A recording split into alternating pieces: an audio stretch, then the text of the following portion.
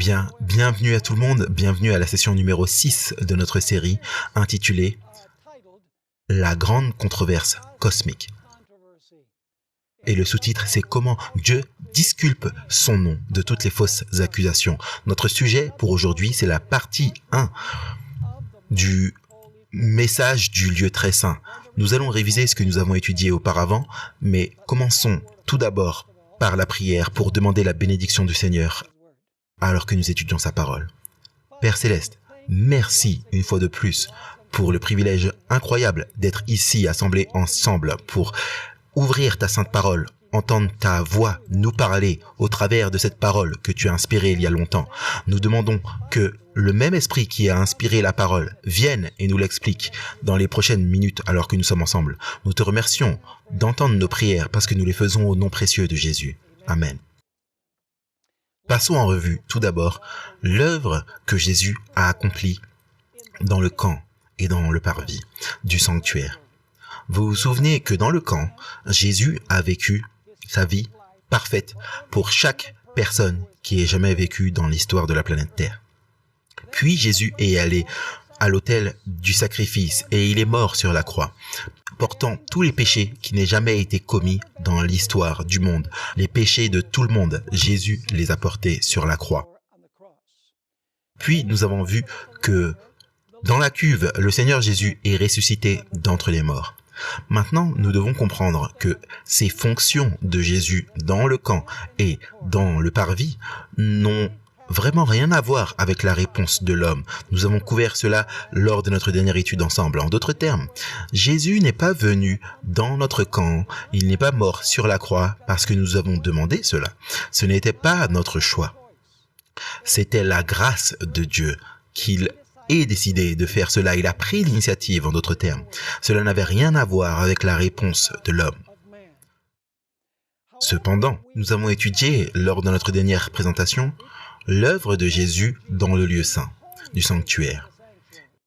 Et là, nous avons vu que elle a un lien avec la réponse de l'homme à l'œuvre que Jésus a accomplie dans le camp et dans le parvis.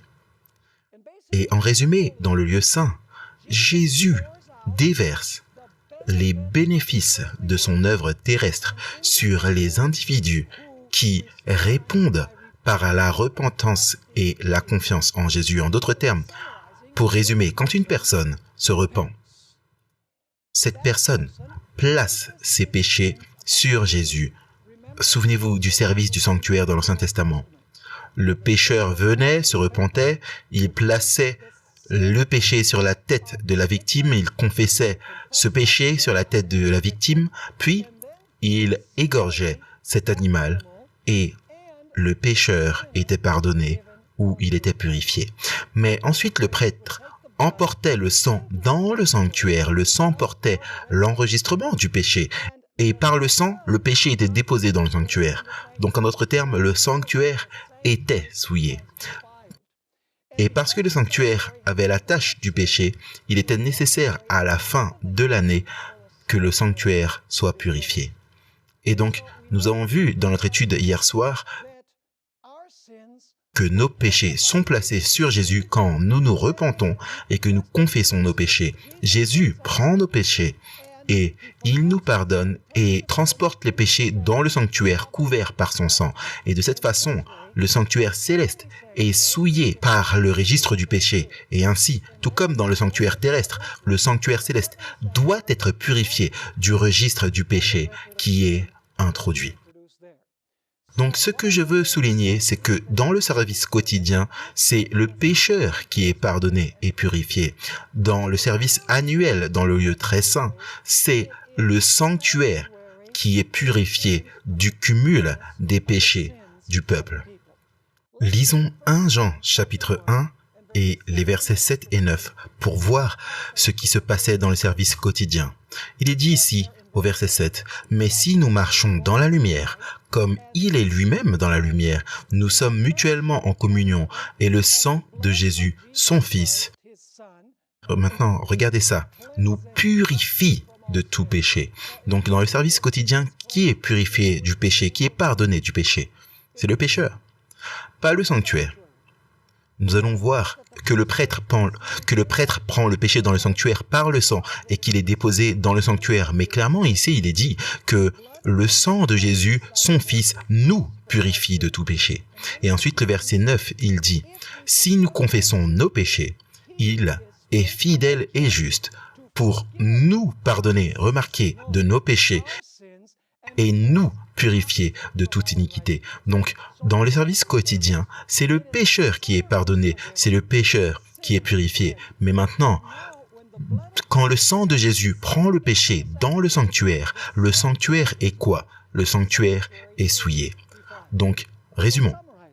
Quand une personne se repent, confesse son péché, fait confiance à Jésus et est baptisé, ses péchés sont pardonnés et son nom est écrit dans le livre de vie.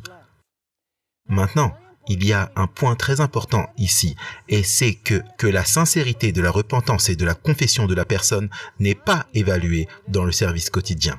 En d'autres termes, Jésus prend la parole du pécheur, qu'il se repent, qu'il s'est confessé de ses péchés. La sincérité de sa confession et de sa repentance est évaluée au jour des expiations, dans le jugement. Là, il va être déterminé si la repentance et la confession et la foi en Jésus de la personne étaient authentiques ou pas. Maintenant, laissez-moi vous lire une déclaration du livre La Grande Controverse à la page 421, où nous trouvons une explication du service quotidien.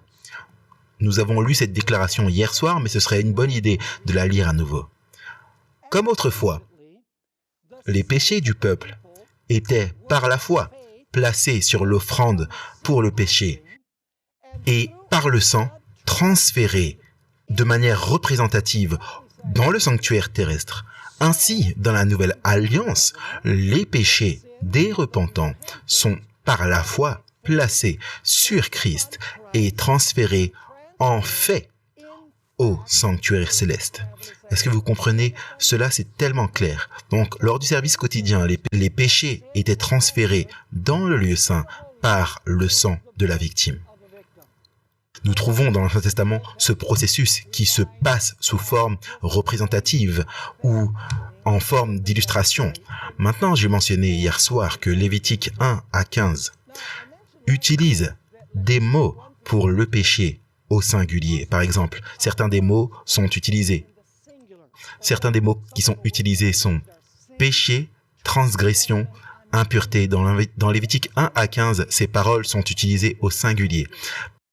Parce que ce qui est en vue, c'est le pécheur individuel qui introduit ses péchés dans le sanctuaire. Alors qu'au jour des expiations dans Lévitique 16, ce qui est le jour du jugement, ces mots sont au pluriel. En d'autres termes, ce sont les péchés et les transgressions et les impuretés au sens pluriel du mot. Et c'est parce qu'au jour des expiations, au jour du jugement, tous les péchés qui étaient rassemblés dans le sanctuaire vont maintenant être purifiés du sanctuaire. J'aimerais lire le reste de la citation que nous avons commencé à lire il y a quelques instants à partir de la Grande Controverse, à la page 421. Nous allons compléter cette déclaration. Maintenant, vous vous souvenez que la première partie de cette déclaration dit que dans le système de l'Ancien Testament, le pécheur plaçait le péché sur la tête de la victime et ensuite le sang de la victime était emmené dans le sanctuaire ainsi, cela représente que nos péchés sont placés sur Jésus lorsque nous nous repentons et Jésus par son sang les introduit dans le sanctuaire, dans le lieu saint du sanctuaire. Maintenant, laissez-moi compléter la déclaration pour expliquer ce qui se passe au jour des expiations. Voici ce qui est dit. Et, comme la purification typique du terrestre était accomplie par l'élimination des péchés par lesquels il avait été souillé, de même, la purification du réel sanctuaire céleste doit être accomplie par l'élimination ou l'effacement des péchés qui y sont enregistrés. En d'autres termes, les péchés qui sont entrés dans l'Ancien Testament devaient être purifiés du sanctuaire. En réalité, au ciel, les péchés qui sont entrés par le sang de Jésus doivent être quoi? Doivent être purifiés du sanctuaire. Elle continue expliquant dans cette déclaration ce qui suit. Mais, avant que cela puisse être accompli, avant que le sanctuaire puisse être purifié, il doit y avoir un examen des livres d'archives pour déterminer qui, par la repentance des péchés et la foi en Christ, a le droit au bénéfice de son expiation. Donc il doit y avoir un examen pour voir si les individus ont vraiment droit au bénéfice de l'expiation de Christ. Maintenant, elle continue en disant « La purification du sanctuaire implique par conséquent une œuvre d'investigation, une œuvre de jugement. Cette œuvre doit être accomplie avant la venue de Christ pour acheter son peuple. Car quand il viendra, sa récompense sera avec lui pour donner à chacun selon ses œuvres. » Apocalypse 22 et le verset 12. Est-ce que vous comprenez ce qu'Ellen White dit ici? Elle dit que dans le service annuel, les péchés étaient purifiés du sanctuaire, mais avant cela, il devait y avoir un examen pour savoir quel péché pouvait vraiment être purifié du sanctuaire en fonction de si la personne s'était vraiment repentie et avait confessé ses péchés et avait confiance en Jésus-Christ comme son sauveur. Donc en d'autres termes, c'est une enquête pour voir si chaque individu a droit au bénéfice de l'expiation de Christ. À la page 428 du livre La Grande Controverse, nous trouvons quelque chose de très important. Vous savez, Jésus commence une nouvelle phase de son œuvre en 1844. Nous allons parler de 1844 dans quelques instants. Il commence une œuvre de jugement. Mais cela ne signifie pas que Jésus suspend son œuvre d'intercession. Il continue l'œuvre dans le lieu saint, dans le lieu très saint. Il continue d'intercéder. Oui, parce que bien sûr, s'il n'intercédait plus après 1844, tout le monde serait perdu. Alors, remarquez ce qu'Ellen White a à dire à ce sujet dans La Grande Controverse à la page 428. Quand, dans le service typique, c'est-à-dire le service de l'Ancien Testament, le grand prêtre quittait le lieu saint au jour des expiations, il entrait devant Dieu pour présenter le sang de l'offrande pour le péché au nom de tout Israël qui s'était vraiment repenti de ses péchés. Alors, maintenant vient l'application.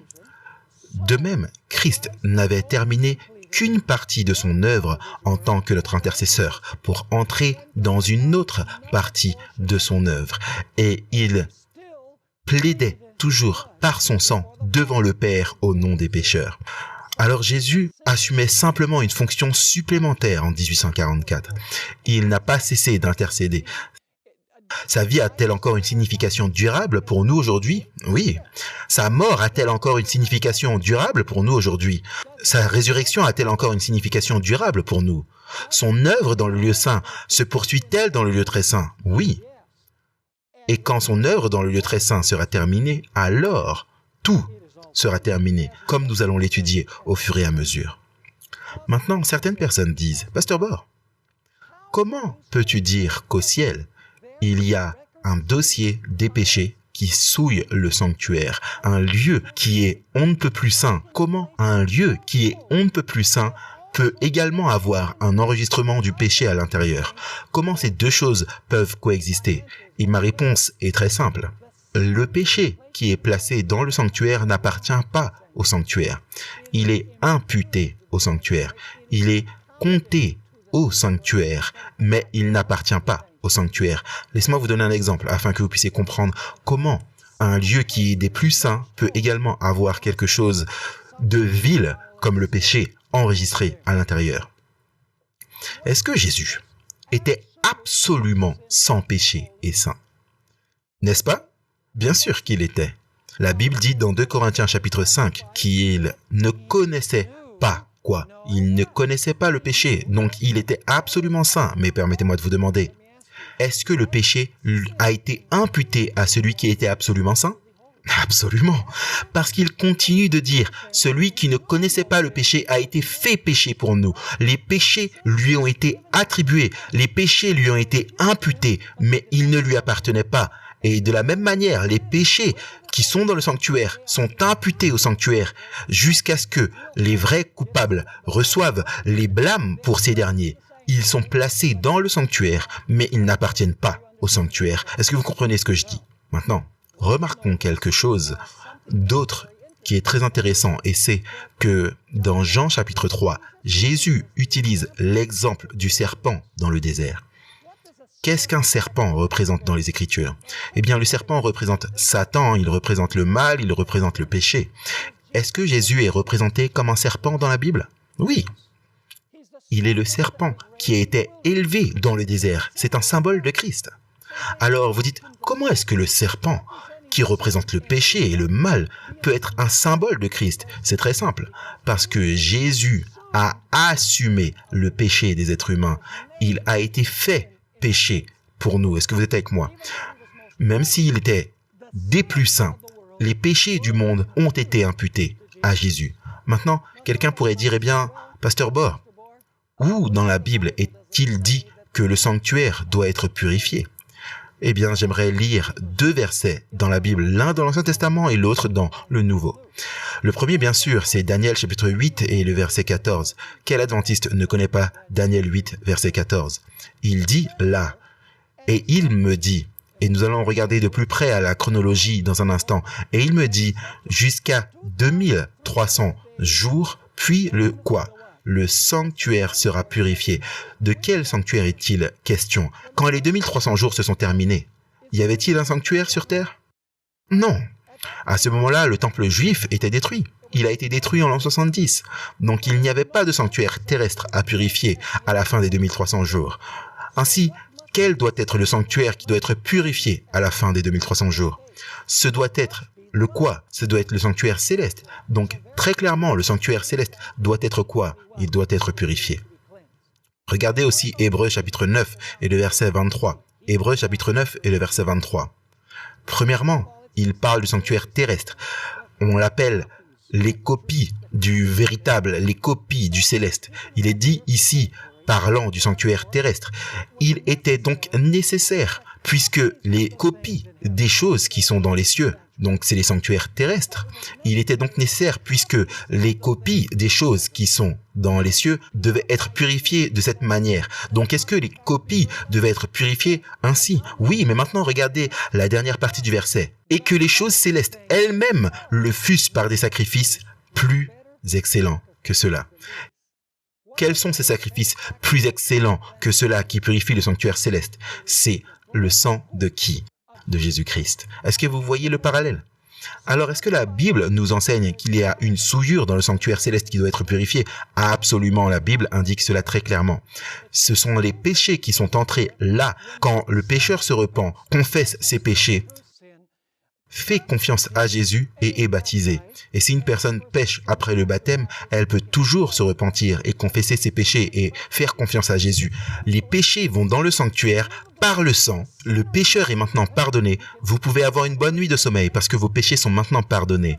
Vous pouvez sauter de joie. Mais maintenant, le problème se trouve où? Le problème se trouve dans le sanctuaire. Et Dieu doit prendre des mesures pour purifier le sanctuaire à un moment donné. Certaines personnes pourraient dire, mais Pasteur Bor, pourquoi Dieu a-t-il besoin d'examiner les péchés qui sont entrés dans le sanctuaire? Pourquoi est-ce que la vie de l'individu qui a fait confiance à Jésus et confessé son péché et s'est repenti du péché et a envoyé ses péchés dans le sanctuaire, pourquoi doit-il y avoir une œuvre de jugement et d'examen pour décider quels péchés vont être éradiqués ou purifiés du sanctuaire? Laissez-moi vous demander, est-ce que Dieu connaît toutes choses? Est-ce que Dieu connaît tous les péchés que tous les gens sur la planète Terre ont commis? Bien sûr. La Bible dit que Dieu est omniscient, c'est-à-dire que Dieu sait tout. Donc la question c'est de savoir pourquoi est-ce que Dieu devrait-il ouvrir les archives pour déterminer qui s'est vraiment repenti, qui a vraiment confessé, qui a vraiment eu foi en Jésus, si Dieu sait déjà qui l'a fait et qui ne l'a pas fait. Eh bien, en résumé, mes amis, c'est que le jugement n'est pas pour Dieu. Le jugement avant la seconde venue de Christ, qui est ce dont nous parlons maintenant, le jour des expiations, c'est avant que Jésus ne vienne. Le jugement avant la seconde venue de Christ a un but spécifique, et c'est de convaincre l'univers céleste que Dieu a agi correctement dans chaque cas qui est jugé dans ce jugement. Jésus va montrer que ces gens qu'il va prendre au ciel, il a le droit d'amener chacun de ces individus au ciel. Et lorsque le jugement est terminé, tous les êtres célestes diront « Tu as agi correctement dans chaque cas et tu as le droit de ramener tous ces gens à la maison. Donc, le but du jugement avant la seconde venue n'est pas d'informer Dieu, c'est d'informer l'univers céleste parce qu'ils ne sont pas omniscients, ils ne peuvent pas lire l'esprit, ils ne peuvent pas lire le cœur. C'est d'informer l'univers céleste concernant le cas de chaque individu pour que Dieu montre qu'il a le droit d'amener tous ces individus qui ont passé le jugement au ciel. Vous voyez, Satan dit ceci. Si tout le monde est un pécheur, pourquoi Dieu sauve-t-il certains et condamne-t-il les autres?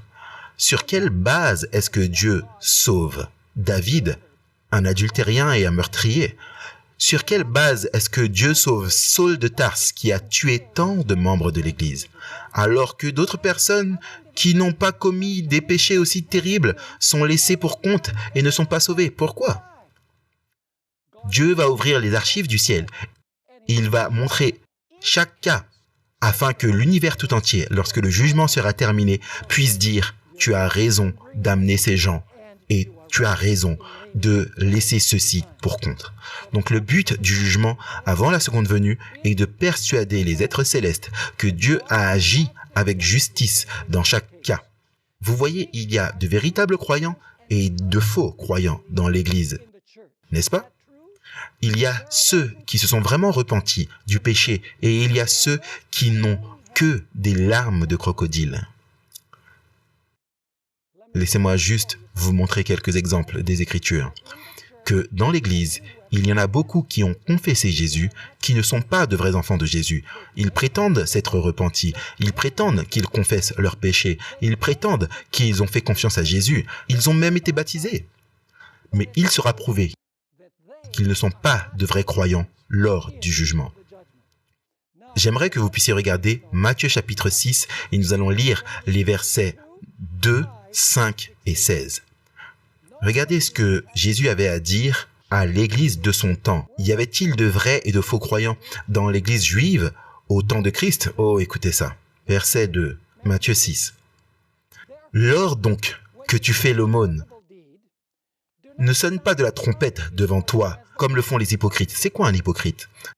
C'est une personne qui a deux visages. Une personne qui semble qu'ils sont une chose quand en réalité ils sont quoi? Ils sont une autre. Est-ce que vous pouvez voir sous la surface la vraie nature de cette personne? Non. Donc remarquez, lors donc que tu fais l'aumône, ne sonne pas de la trompette devant toi comme le font les hypocrites dans les synagogues et dans les rues, afin d'être glorifiés par les hommes. Je vous le dis en vérité, ils reçoivent leur récompense. Remarquez, il n'est pas dit ils auront une récompense, il est dit ils ont leur récompense. Quelle est la récompense? Être loués par tout le monde, pas vrai? Donc ils ont leur récompense maintenant. Regardez le verset 5. Et quand vous priez, ne soyez pas comme les hypocrites. Une fois de plus, le mot hypocrite, deux visages, qui aiment à prier debout dans les synagogues et au coin des rues pour être vus des hommes. Donc, est-ce que ce sont des gens religieux? Oui, bien sûr. Est-ce qu'ils prétendent être serviteurs de Dieu? Oui. Regardez ce que Jésus dit. Je vous le dis en vérité, ils reçoivent leur récompense. Quelle est leur récompense? Être loués par les hommes. Regardez le verset 16. Lorsque tu jeûnes, ne prends pas un air triste comme les hypocrites, voici encore ce mot, qui se rendent le visage tout défait pour montrer, regardez le mot ici, montrer aux hommes qu'ils jeûnent. Je vous le dis en vérité, ils reçoivent leur récompense. Donc, y a-t-il des individus qui sont de vrais croyants et de faux croyants qui prétendent servir Dieu? Absolument. Dans l'Église, y a-t-il le blé et l'ivraie dans l'Église? Oui. Est-ce que le filet de l'Évangile rassemble de bons et de mauvais poissons? Absolument. Est-ce que l'Église a des vierges sages et folles? Tout à fait. Est-ce que la chambre nuptiale rassemble des individus qui ont le vêtement des noces et ceux qui ne l'ont pas? Bien sûr.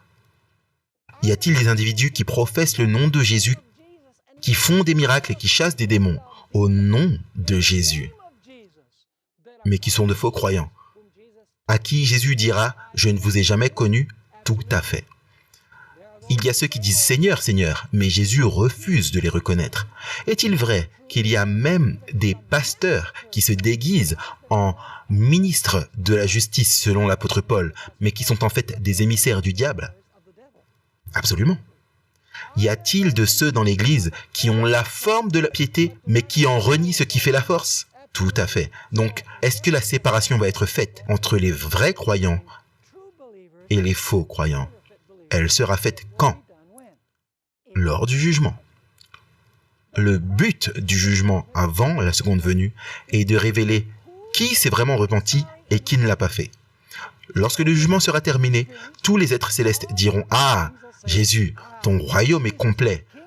Tout ceci sont authentiques. Lorsque tu retourneras sur terre, tu peux ramener tout ceci à la maison. » Ils diront « Tout ce que tu as choisi de laisser pour compte tous ces croyants hypocrites, ceux qui n'ont pas été pris, nous reconnaissons que tu as eu raison de ne pas les prendre. Tu as été juste dans ce que tu as fait. Le but du jugement n'est pas d'informer Dieu. Le but du jugement est d'informer l'univers que Dieu a agi correctement dans le cas de chaque être humain. Maintenant, ce jugement se fait en 3 étapes, 3 phases. Premièrement, vous avez une enquête. Le système de jurisprudence que nous avons sur la planète Terre, est-ce qu'il est très similaire au système de Dieu? Lorsqu'un crime est commis, qu'est-ce que vous avez tout d'abord? La cour enquête, pas vrai? Ensuite, sur la base de l'enquête et des preuves, qu'est-ce que vous avez? Vous avez un verdict qui est prononcé. Puis, le temps vient où l'exécution du verdict est mise en œuvre. Et ainsi, le jugement qui a lieu avant la seconde venue de Jésus-Christ. Le cas de chaque individu va faire l'objet d'une enquête. Sur la base des preuves, lorsque le cas de cet individu est terminé, qu'il a déjà été évalué, qu'est-ce qui sera prononcé? Ce qui sera prononcé, c'est le verdict. Et quand Jésus reviendra, qu'est-ce que Jésus va faire? Il va donner quoi? Il va donner la récompense. Donc, est-ce que le système de justice de Dieu est similaire au système de justice sur terre? Peut-être devrais-je dire l'inverse. Est-ce que notre système de justice est similaire au système de justice de Dieu? Dieu ne condamnera personne sans une enquête pour prouver qu'il avait raison et que Satan avait tort. Est-ce que vous comprenez le but de cette étape particulière du jugement? Maintenant, répondons à quelques questions sur le jugement. Qui va être jugé dans ce jugement? Lors du jour des expiations, avant la seconde venue de Christ, lisons quelques versets. 2 Corinthiens chapitre 5 et le verset 10. Rappelez-vous que l'apôtre Paul, ici, écrit aux membres de l'Église, ok? Il n'écrit pas au monde, il écrit aux Corinthiens. Notez donc ce qu'il a à dire dans 2 Corinthiens chapitre 5 et le verset 10. Car nous devons quoi? Tous. Parle-t-il des membres d'Église? Oui, nous devons tous comparaître devant le siège du jugement de Christ, afin que chacun reçoive selon le bien ou le mal qu'il aura fait étant dans son corps. Donc, qui sont ceux qui sont jugés? Ceux qui sont jugés sont ceux qui appartiennent à l'Église, selon ce verset. Regardez 1 Pierre chapitre 4 et le verset 17. Ce verset a été mal interprété par beaucoup qui disent que le jugement commencera par les adventistes du 7e jour, mais en fait, cela s'applique à tous ceux qui revendiquent le nom de Jésus-Christ. Regardez 1 Pierre chapitre 4 et le verset 17. Car c'est le moment où le jugement va commencer par la maison de Dieu. C'est quoi la maison de Dieu? L'apôtre Paul définit la maison de Dieu, c'est l'Église. Vous pouvez lire cela dans 1 Timothée chapitre 3. Regardez, le jugement va commencer par la maison de Dieu. Or, si c'est par nous qu'il commence, est-ce que vous comprenez? Quand il dit « nous », à qui est-ce qu'il fait référence? La maison de Dieu. L'Église, ça commence par nous. Quelle sera la fin de ceux qui n'obéissent pas à l'évangile de Dieu? Donc, est-ce que vous remarquez qu'il y a un jugement de la maison de Dieu, puis il y a un autre jugement de ceux qui quoi? De ceux qui n'obéissent pas à l'évangile de Dieu. Seuls les cas de ceux qui ont revendiqué Jésus comme sauveur sont examinés dans le jugement avant la seconde venue de Christ. Pourquoi? Une fois de plus, parce que Jésus va montrer à l'univers tout entier qu'il avait raison de prendre au ciel ceux qu'il recevra à lui lorsqu'il reviendra la seconde fois. Y a-t-il un autre jugement qui va avoir lieu plus tard pour ceux qui n'ont pas obéi à l'évangile? Absolument. Quand est-ce que ces étapes du jugement auront-elles lieu? Pendant le millénium et après le millénium. Nous allons étudier ces 2 étapes plus tard dans cette série. Les seuls péchés qui sont purifiés du sanctuaire sont ceux qui sont entrés par le sang de Jésus et ceux dont les gens se sont vraiment repentis, confessés et ont manifesté la foi en Jésus-Christ. Ellen White explique dans La Grande Controverse à la page 480 ce qui suit. Dans le service typique, donc c'est-à-dire dans l'Ancien Testament, seulement ceux qui étaient venus devant Dieu par la confession et la repentance, et dont les péchés, par le sang de l'offrande pour le péché, ont été transférés au sanctuaire, avaient une part dans le service au jour des expiations. Qui étaient les seuls en vue au jour de l'expiation? Ceux qui quoi? Ceux qui, par la confession et dont les péchés, à travers le sang de l'offrande pour le péché, ont été transférés au sanctuaire. Seuls ceux-ci étaient inclus au jour du service des expiations. Elle continue d'écrire. Alors, maintenant voici l'accomplissement. Au grand jour de l'expiation finale et du jugement investigatif, les seuls cas considérés sont ceux du peuple professé de Dieu. Le jugement des méchants est une œuvre distincte et séparée, et elle a lieu à une période ultérieure. Puis elle cite d'abord 1 Pierre 4, 17. Le jugement doit commencer par la maison de Dieu, et si il commence d'abord par nous, quelle sera la fin de ceux qui n'obéissent pas à l'évangile? Est-ce que vous me suivez? Alors, quels sont les seuls cas qui seront examinés au jugement avant la seconde venue de Christ? Seuls ceux qui, par la confession, elle dit, et la repentance, ont placé leurs péchés dans le sanctuaire à travers le sang de l'offrande pour le péché. Et c'est qui cette offrande? C'est Jésus-Christ. Donc maintenant, nous savons qui sera jugé lors de ce jugement d'investigation pré-advent. Maintenant, une autre question à laquelle nous devons répondre, c'est quand est-ce que ce jugement a commencé? Je peux vous assurer qu'il n'a pas commencé à l'époque de l'apôtre Paul. Lisons Actes 17, 30 et 31. Actes 17, 30 et 31. Ici, l'apôtre Paul explique. Mais Dieu, ayant laissé passer ces temps d'ignorance, annonce maintenant aux hommes que tous, en tout lieu, se convertissent. Maintenant, regardez ce qu'il dit. Qu'est-ce que Dieu ordonne aux gens maintenant? Que tous, en tout lieu, se repentent. Pourquoi est-ce que les gens doivent maintenant se repentir? C'est le service quotidien, on l'a vu. Parce que il a fixé quoi? Un jour. C'est quoi le nom de ce jour? Le jour des expiations. Très bien. Il a fixé un jour où il jugera le monde. Est-ce que c'est dans l'avenir? En d'autres termes, Dieu ordonne aux gens maintenant de se repentir parce que vient un jour où il jugera le monde avec justice. Par qui? Par l'homme. C'est qui?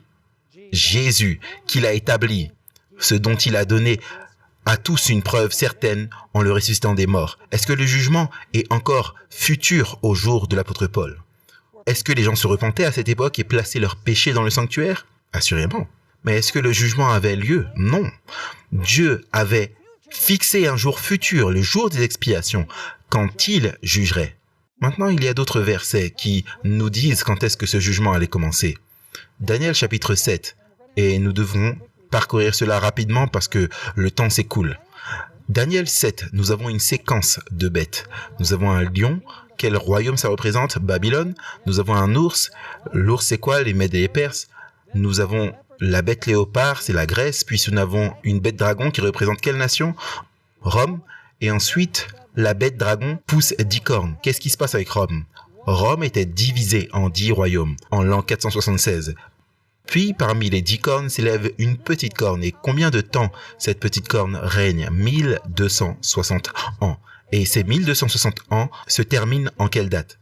1798. Maintenant, j'aimerais que vous puissiez remarquer qu'en 1798, quelque chose s'est passé en 1798. Remarquez, Daniel chapitre 7 et versets 9 et 10. Cela ne se produit pas immédiatement en 1798, mais cela doit arriver après 1798, à un certain point. Regardez Daniel 7 et les versets 9 et 10. C'est immédiatement après que la petite corne ait régné pendant 1260 ans. Je regardais jusqu'à ce que des trônes furent placés et que l'ancien des jours s'assit. Où est-ce que l'ancien des jours vit? Il vit au ciel, notre Père qui est aux cieux. Donc, ça se passe au ciel. Son vêtement était blanc comme la neige, et les cheveux de sa tête étaient comme de la laine pure. Son trône était comme une flamme de feu, ses roues comme un feu ardent. Un fleuve de feu sortait et se répandait de devant lui. 1000 milliers le servaient, et 10 000 millions se tenaient devant lui. Qui sont ces milliers et millions et 10 fois 10 000 millions? C'est les anges. Où est-ce que les anges vivent? Dans la présence du Père, au ciel. Donc cela se passe au ciel immédiatement après les 1260 ans, à un moment donné après 1798. Et ensuite, j'aimerais que vous puissiez remarquer ce que nous trouvons au verset 13. Je regardais dans ces visions de la nuit et je vis comme le Fils de l'homme qui venait sur les nuées des cieux. Et où est-ce qu'il va? Pas sur la terre. Il vint jusqu'à l'ancien des jours. Il bouge vers là où l'ancien des jours se trouve pour commencer le jugement. Donc remarquez, il est dit, il alla vers l'ancien des jours et on le fit approcher de lui et on lui donna la domination, la gloire et le règne. Et tous les peuples, nations, langues le servirent. Sa domination est une domination éternelle qui ne passera point et son règne ne sera point détruit. Donc, vous avez Babylone, les Mèdes et les Perses, la Grèce, Rome. Rome est divisée en 10 royaumes. Puis vous avez la papauté régnant 1260 ans. Vous avez l'an 1798 et à un moment donné après cela, il est dit que le jugement prit place et que les livres furent ouverts. Et peu de temps après cela, vous avez le Fils de l'homme qui vient sur les nuées. Vers qui? Il vient sur les nuées vers l'ancien des jours. Et pourquoi va-t-il là? Il est dit, il va là-bas pour recevoir son quoi? Son royaume. Donc, qu'est-ce que ça signifie? Que Jésus va là pour recevoir son royaume. C'est quoi le royaume de Christ? Vous savez, on pense généralement que son royaume, c'est un territoire, la planète Terre. Mais en réalité, le royaume, c'est les sujets qui appartiennent à son royaume. Comment détermine-t-il qui est un vrai sujet de son royaume? Et il le fait dans quoi? Par le jugement. Donc, en d'autres termes, le Père se déplace, le jugement prend place, les livres sont ouverts parce que maintenant, il va être révélé qui est un sujet du royaume de Christ et quand le jugement est terminé, le royaume de Jésus est composé parce qu'il a été révélé qui est un sujet de son royaume. Est-ce que vous me suivez ou pas? Maintenant, Apocalypse chapitre 13 ajoute son témoignage. Apocalypse chapitre 13 versets 1 et 2. À la même bête que Daniel chapitre 7. Il est dit, « Et je vis monter de la mer une bête qui avait 7 têtes et 10 cornes, et sur ses cornes 10 diadèmes, et sur ses têtes un nom de blasphème. Et la bête que je vis ressemblait à un léopard, ses pieds étaient comme ceux d'un ours, sa gueule comme la gueule d'un lion, et le dragon. » Soit dit en passant, le dragon a 10 cornes. Si vous regardez Apocalypse 12, le chapitre précédent, il est dit « Et le dragon avec 10 cornes donna à la bête son pouvoir, son trône et une grande autorité. » Est-ce qu'il y a un lien avec Daniel 7? Bien sûr. Vous avez la même séquence de pouvoir, absolument. Vous avez lion, ours, léopard, dragon, 10 cornes, petites cornes. Dans Apocalypse 13, vous avez lion, ours, léopard, dragon, 10 cornes, bête. Donc la petite corne, c'est la même chose que la bête. Donc quel était le prochain événement après le règne de la petite corne pendant les 1260 ans, après que la bête ait régné pendant 42 mois? Quel est l'événement suivant? Allons dans Apocalypse chapitre 14, versets 6 et 7. Apocalypse chapitre 14, versets 6 et 7. Il est dit là, « Et je vis un autre ange qui volait au milieu du ciel, portant l'évangile éternel pour l'annoncer à ceux qui habitent sur la terre, à toute nation, tribu, langue et peuple. » Allons, arrêtons-nous là un instant. Est-ce que les gens peuvent être encore sauvés pendant que l'évangile est prêché? C'est une question ridicule. Si les gens ne peuvent pas être sauvés, pourquoi voudriez-vous prêcher l'évangile? Donc, quand le premier ange proclame son message, les gens peuvent écouter le message, l'accepter et être sauvés, pas vrai? Maintenant, remarquez le verset 7. J'aimerais vous montrer que le jugement a lieu alors que l'approbation est encore ouverte, alors que les gens vivent encore ici sur terre. Avant que la porte de l'approbation ne se ferme, avant que Jésus ne vienne, c'est alors que le jugement a lieu. Il est dit au verset 7, en disant d'une voix forte, « Craignez Dieu et donnez-lui gloire, car l'heure de son jugement viendra. » Ce n'est pas ce qui est écrit, il n'est pas écrit « viendra ». Le premier ange dit « l'évangile est prêché, l'heure du jugement est venue ». Donc, est-ce que le jugement commence alors que l'évangile est prêché? Avant la seconde venue de Christ? Absolument. tout comme nous l'avons vu dans Daniel chapitre 7. Maintenant, pouvons-nous préciser un peu plus exactement quand est-ce que ce jugement commence? On sait qu'il commence après 1798. Mais pouvons-nous connaître la date précise à laquelle il devait commencer? Je vais passer rapidement là-dessus, car nous n'avons pas beaucoup de temps pour entrer dans toute la chronologie. J'ai fait cela dans d'autres conférences que vous pouvez acquérir avec Secret Unsealed. Mais la Bible nous dit quel mois et quel jour que doit commencer le jour d'expiation.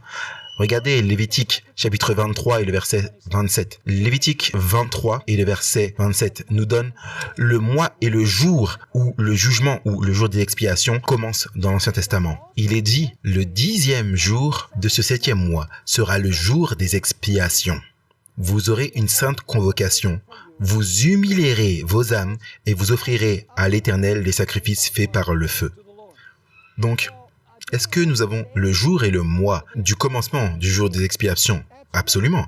C'était le 10e jour de quoi? Du 7e mois. Maintenant, la question c'est, peut-on savoir en quelle année le jugement allait commencer? Oui, bien sûr.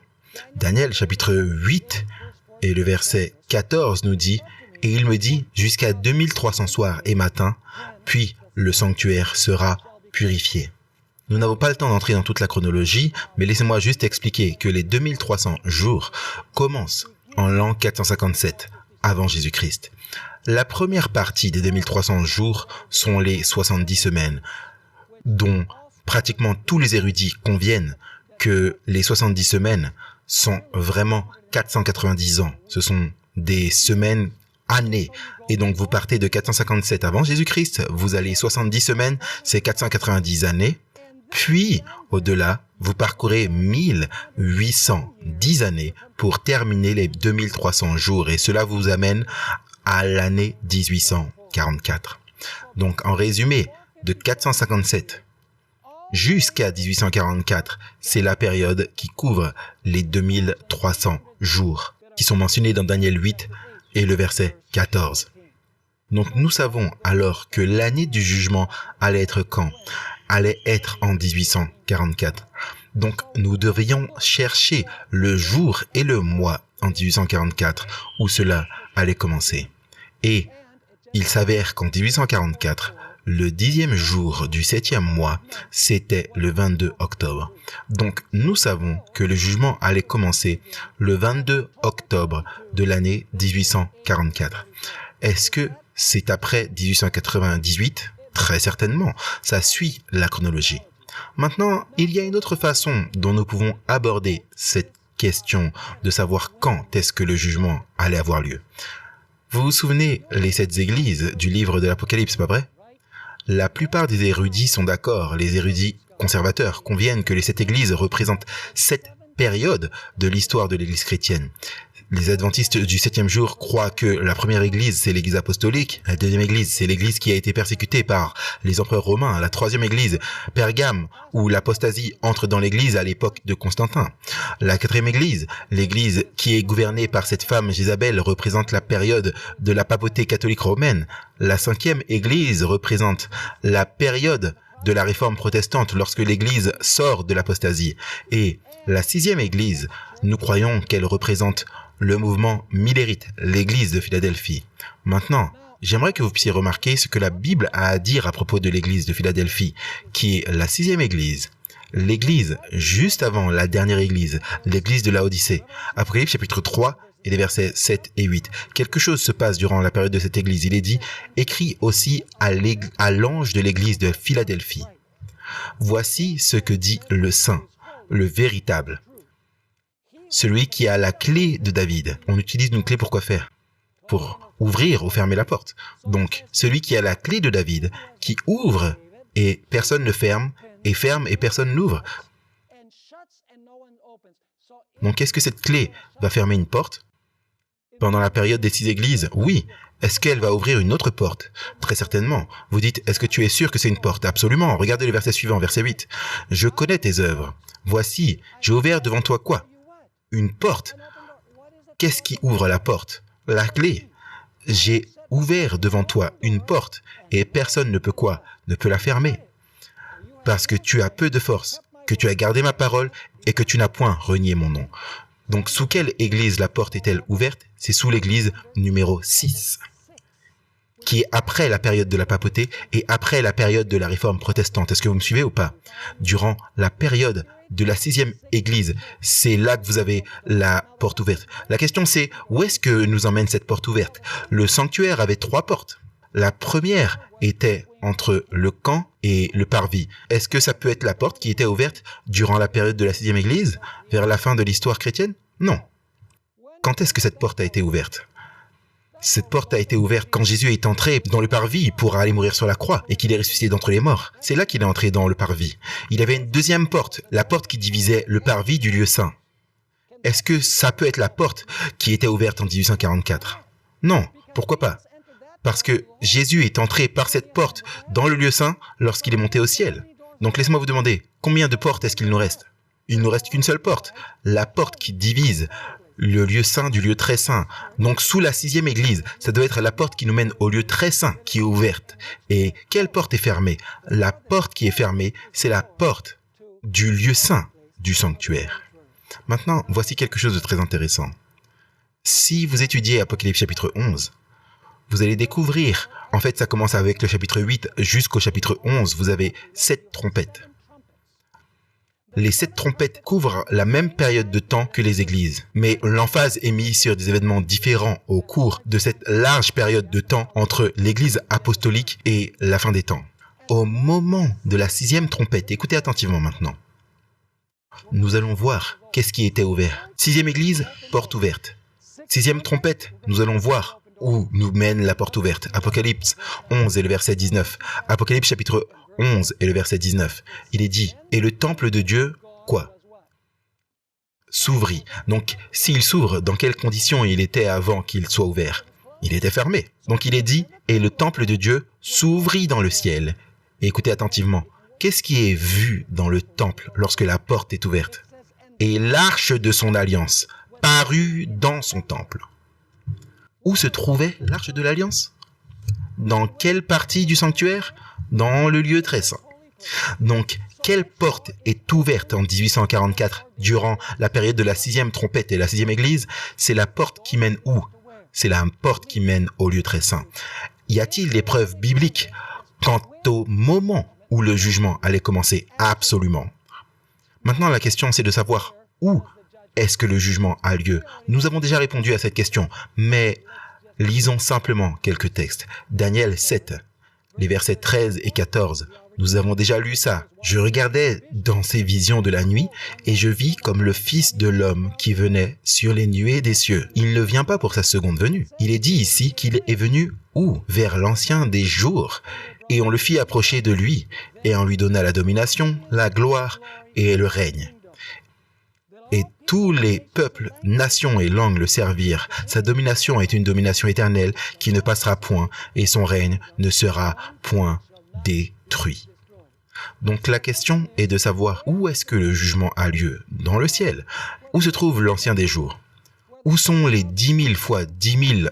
C'est là où le jugement a lieu et que les livres sont ouverts. Le jugement n'a pas lieu sur terre. Le jugement a lieu où? Au ciel. Est-ce que vous vous souvenez de la parabole de Matthieu 22 où cet homme s'est faufilé dans la salle de mariage sans les vêtements? Vous pensez que ça décrit la seconde venue de Jésus? Vous savez, Jésus vient, emmène son peuple au ciel, puis il commence à examiner les vêtements et il dit « Oh, comment est-ce que tu es entré ici ?» Mais bien sûr que non. Jésus ne va pas emmener au ciel quelqu'un qui n'a pas le vêtement. Cela décrit l'examen des vêtements des gens, les vêtements spirituels des gens avant que Jésus ne revienne. Vous voyez, il va déterminer si vous êtes couvert de la robe de la justice de Christ en examinant votre cas avant qu'il ne vous amène au ciel. Est-ce que vous me suivez ou pas? Et donc, le jugement a lieu où? Il n'a pas lieu sur terre, il a lieu au ciel. Maintenant, voici une autre question. Quelle preuve est examinée dans le jugement? Ce n'est pas la foi des individus qui est examinée dans le jugement. C'est plutôt les œuvres des gens qui sont examinées dans le jugement. Vous voyez, nous sommes sauvés par la grâce au moyen de la foi, mais la Bible dit que nous serons jugés par nos œuvres. Vous dites, est-ce que c'est vraiment une contradiction, pasteur Bor? Non.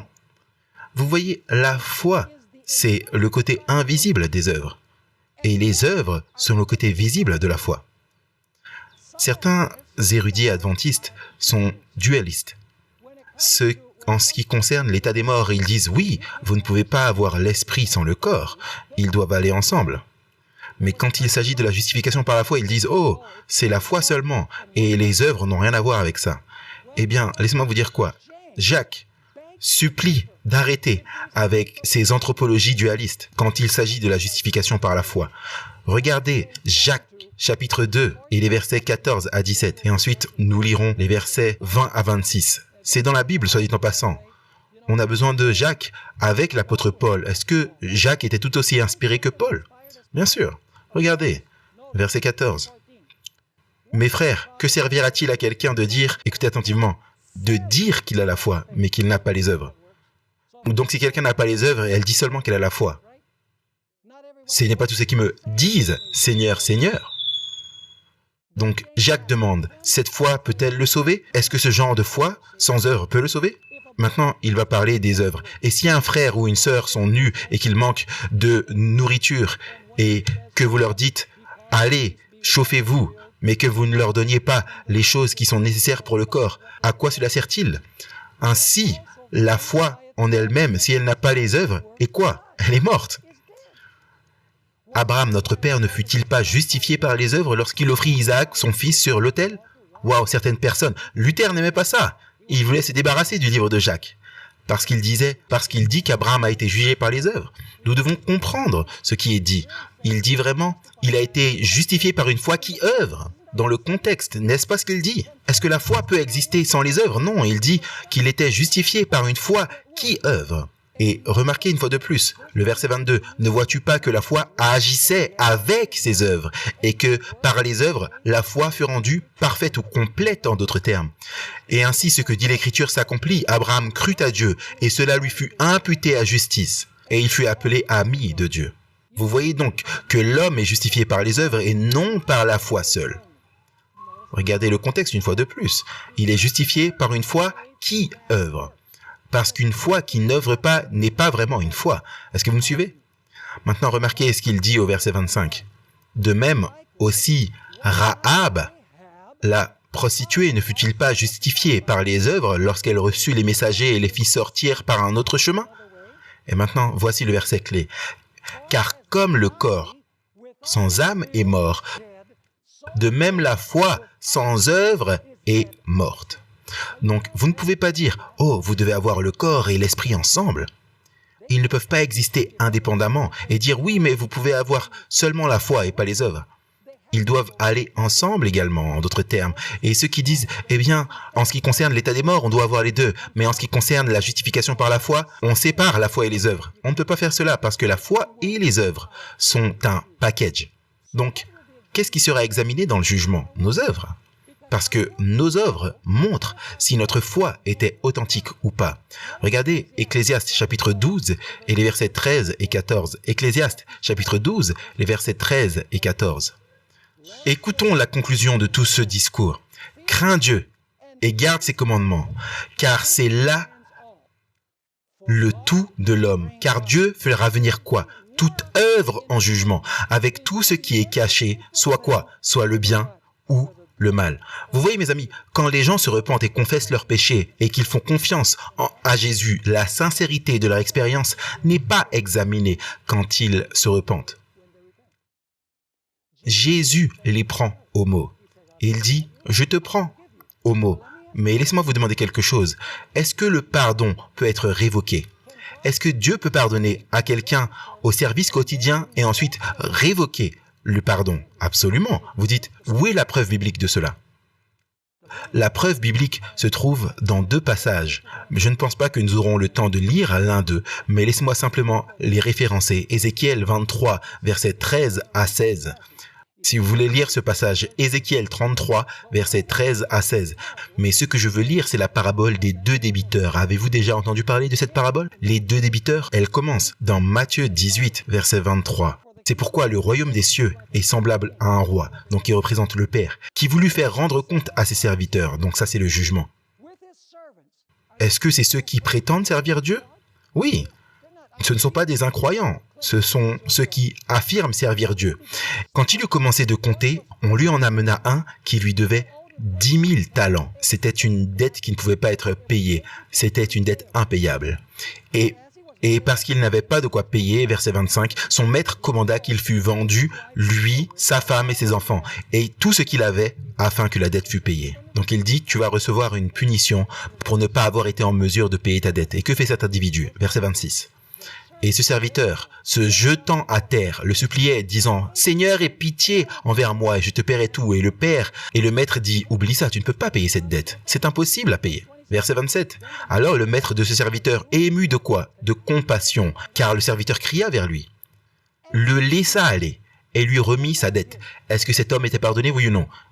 Il était pardonné, écoutez attentivement. Verset 28. Mais ce serviteur, étant sorti, rencontra un de ses compagnons de service qui lui devait 100 deniers, une petite dette. Ça pouvait être payé. C'est l'équivalent de 100 jours de travail pour l'ouvrier moyen. Donc il trouve ce compagnon de service qui lui devait 100 deniers. Et l'ayant saisi, il l'étranglait, disant, « Paye-moi ce que tu me dois. » Et son compagnon de service, se jetant à ses pieds, le suppliait en disant « Aie pitié de moi, je te paierai tout. » Est-ce qu'il fait la même chose que cet individu à qui on a remis une large dette? Absolument. Maintenant, regardez ça. Mais il ne le voulut point. Et s'en étant allé, le fit jeter en prison jusqu'à ce qu'il eût payé la dette. C'est intéressant. Verset 31. Ses compagnons de service, qui représentent les anges, soit en passant, ses compagnons de service, voyant ce qui s'était passé, en furent fort attristés, et ils vinrent rapporter à leur maître tout ce qui s'était passé. Alors son maître le fit venir à lui, dit, « Méchant serviteur, je t'avais remis toute cette dette parce que tu m'en avais prié. Ne te fallait-il pas aussi avoir pitié de ton compagnon de service comme j'avais eu pitié de toi ?» Et son maître, étant irrité, le livra au sergent jusqu'à ce qu'il eût payé tout ce qu'il lui devait. C'est ainsi que vous fera mon Père céleste, si vous ne pardonnez pas chacun de vous de tout son cœur à son frère.